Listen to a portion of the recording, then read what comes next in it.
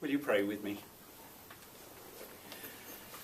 As we come together here as God's family, let us fill our hearts with Jesus Christ and praise him for the love that is shown to us through the words and actions of him.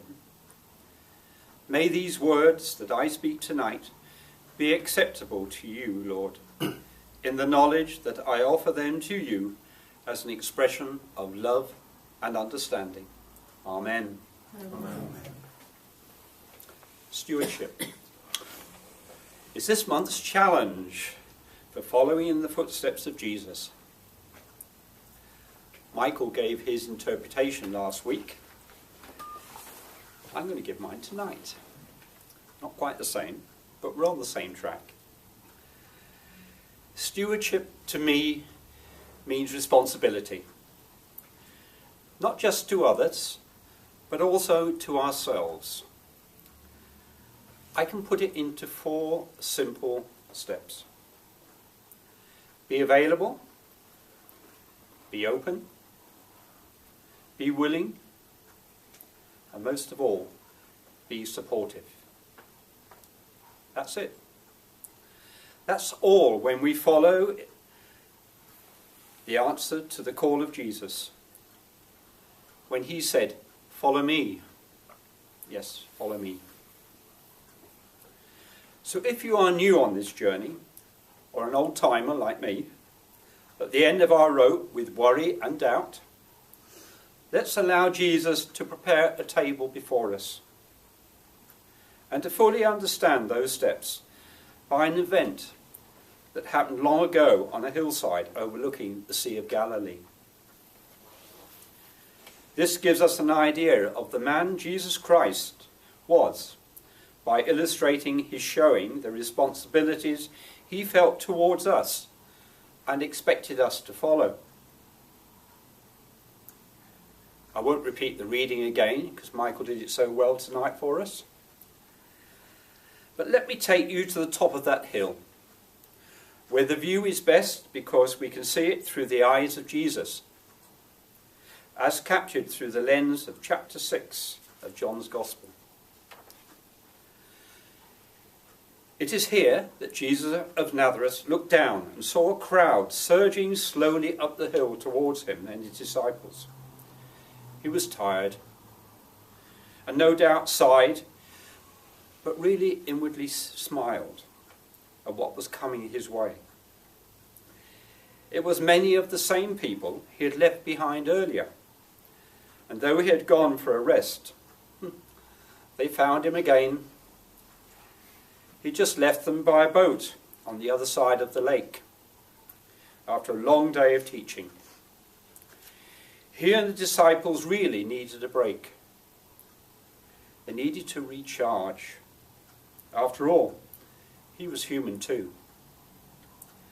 But the massive crowd had travelled quite a few miles after this man who had taught so wisely and performed miracles for those without any hope.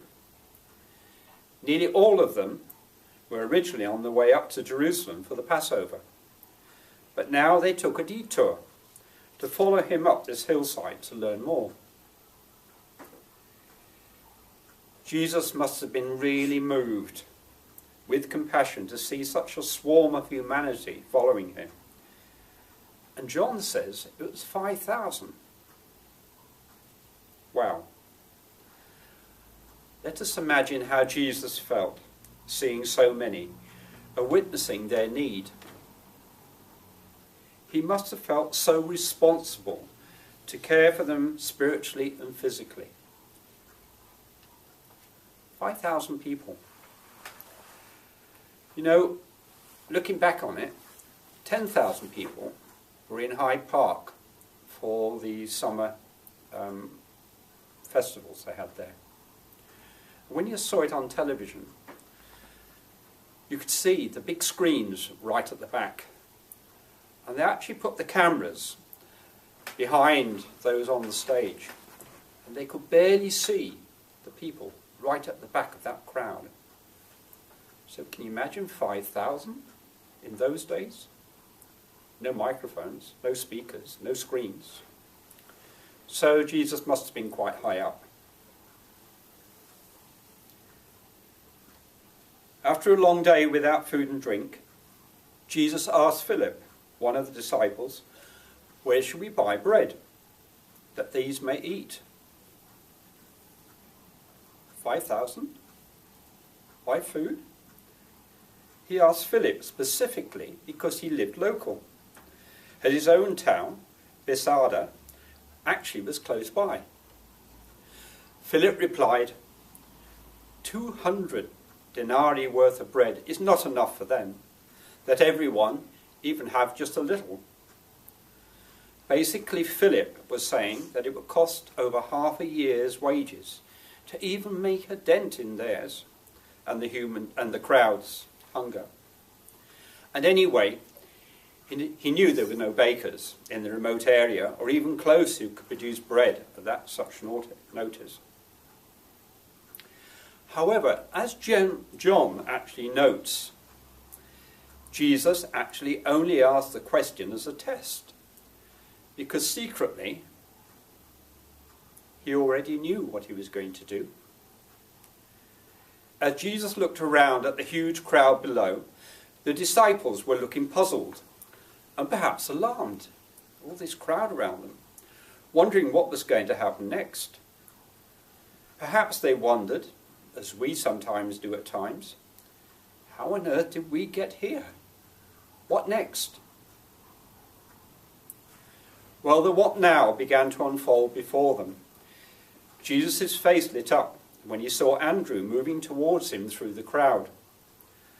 While some of the disciples were overwhelmed and slightly frightened by what was happening around them, Andrew was obviously the most practical of the disciples and searched for a solution. And he found one. Even if it was ever so small, in the form of a boy with a modest amount of food. I bet Jesus must have smiled because he knew what was on its way. Andrew brought the boy forward and introduced him to Jesus and said, "There is a boy here who at least has 5 barley loaves and 2 small fish. Maybe that will be enough for them alone, but how in heaven's name are we going to feed the others?" As Andrew rightly said, but what are they among so many? Well, this is where we see Jesus at his best, and really showed what it means to lead others and work miracles. He told the disciples to mingle among the crowd and asked them to sit on the ground because there was grass there. While the young boy came forward and placed his own lunch into the hands of this man standing in the middle of so many. The lad looked up as this man thanked and praised God who had provided the loaves and the fishes. He then watched as he personally began to hand out a never-ending stream of bread and fish to the disciples for distributing. This was really hands-on, and the food just kept on going out and going out until everyone was full. Let's appreciate that Jesus always knows exactly where he is going and what he is about at all times, now and of course even today. He was not isolated on that hill by mistake. It was meant to be. Let us remember, he humanly needed a rest. But we must understand God never wastes time or a miracle. He is never boxed into a corner, but constantly opening doors to show his purpose and his ways to us. The boy came forward and made available a little that he had. Barley, which at that time was really inferior to wheat, for making bread and was the main diet among the poor. Here the youngster was willing and trusting to hand over all he had. And it did not matter what little it was, just so that Jesus could actually make some use of it. How often do we each of us stand fixed along the road of life because we don't think God can make use of us to help others or ourselves? We excuse ourselves by saying, I'm too dumb, too small, too old, too young, too poor, too much, or too little, or whatever else. Thus we never hand over anything into God's service to be used, but simply stay hidden in the crowd. We must be part of that crowd and do our bit, because if we do not work and share together, our lives will not be properly fulfilled. As it is said, no man or woman is an island. Jesus had 12 disciples with him, and they worked, pulling the crowd together and sharing that food. It reminded me of a holiday I had in 1965. Wow, 51 years ago. Got a good memory at times. Yes, I was 26 years old, and my Spanish partner, Lorenzo González Piqué, and I were travelling around Spain to meet his widely extended family. He seemed to have a relation, whatever town we went into. It's amazing how they're related, or at least let go their relationships and come out. The time was roughly the same as today, mid-October. We had driven in our soft-top Triumph car. I don't know if any of you know the Triumph cars.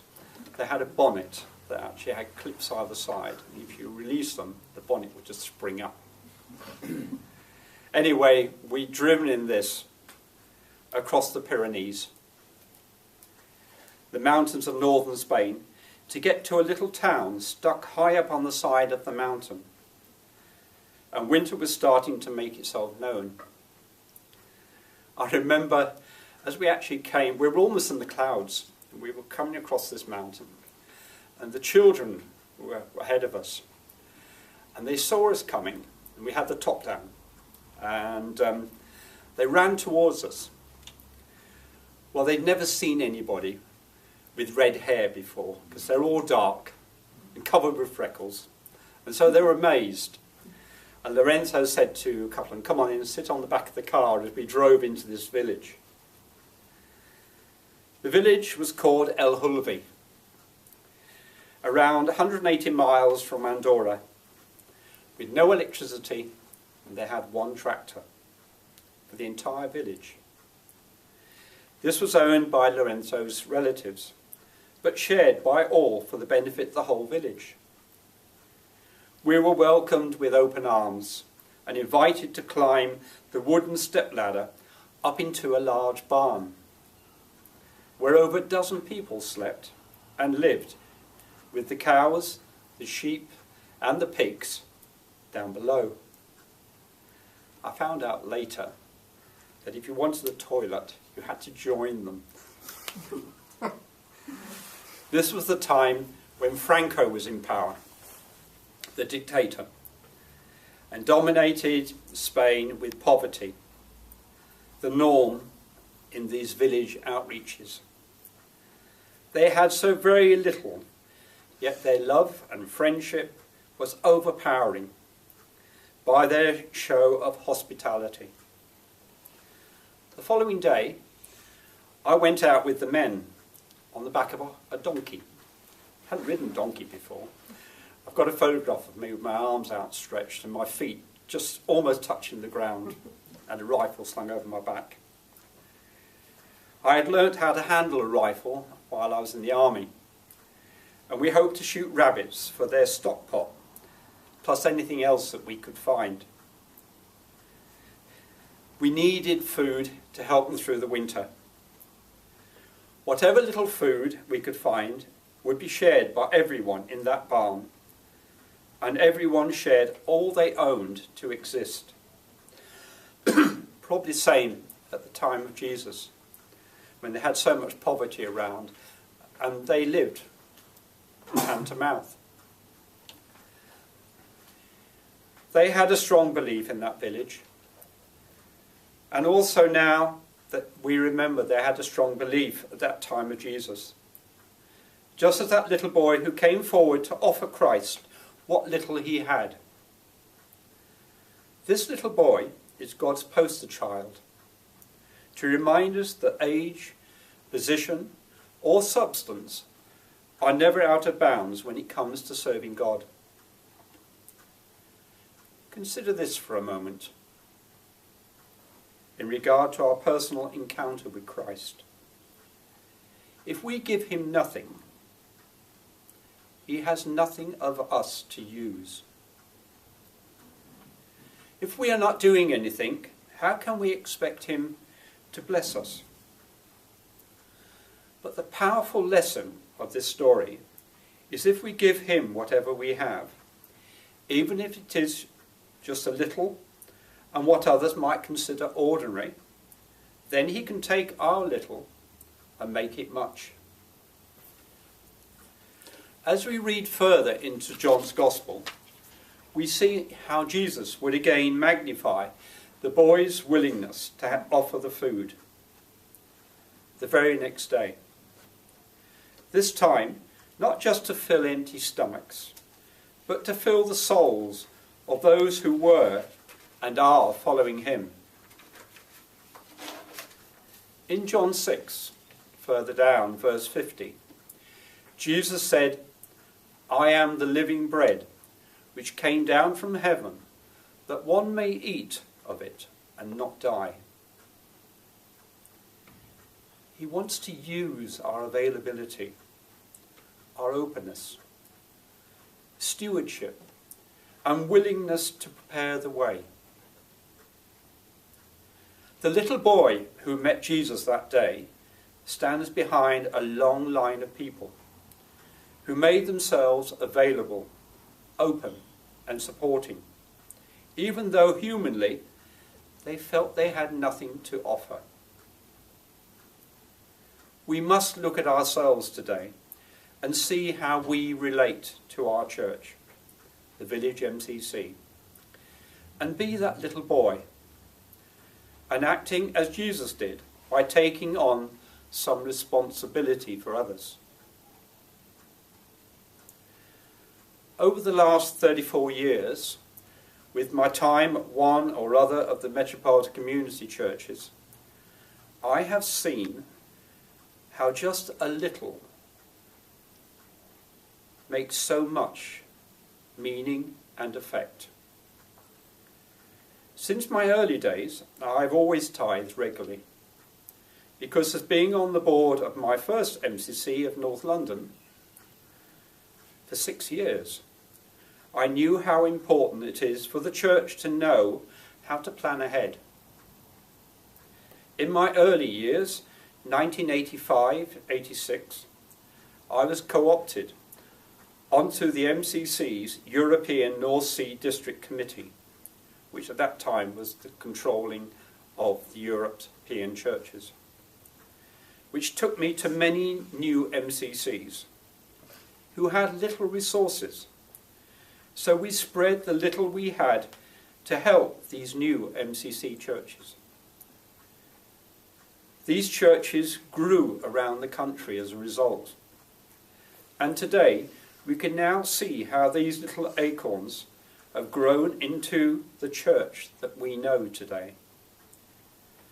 By making a regular monthly donation to the village by direct debit, I know my church has regular resources that it can rely on, even if I am not able to attend.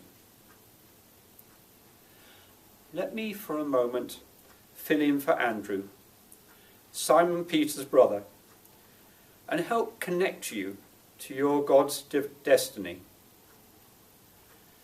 It is not so much what we give, or how much of ourselves, or even how much we know of his story, but how much we put into practice when it comes to those moments of moving forward. At this time of stewardship, we must not forget the Village MCC's vision written on our order of service, which I know will actually come up next week at the retreat. Because of who we are, we have a vision of a church that's rooted in the LGBTQ communities and serves those self-same communities. We have a vision of a church that truly reflects the diversity of all of our lives. We have a vision for a church that is a celebration of all that we have in our relationship with God. It is the radical gospel message of love that Jesus lived and preached. Finally, let me bring back that previously mentioned line of people and remind you it is still forming behind that little boy. For those of us who understand that our little, whatever it is, becomes much in God's hands and works towards his glory. Amen. Amen.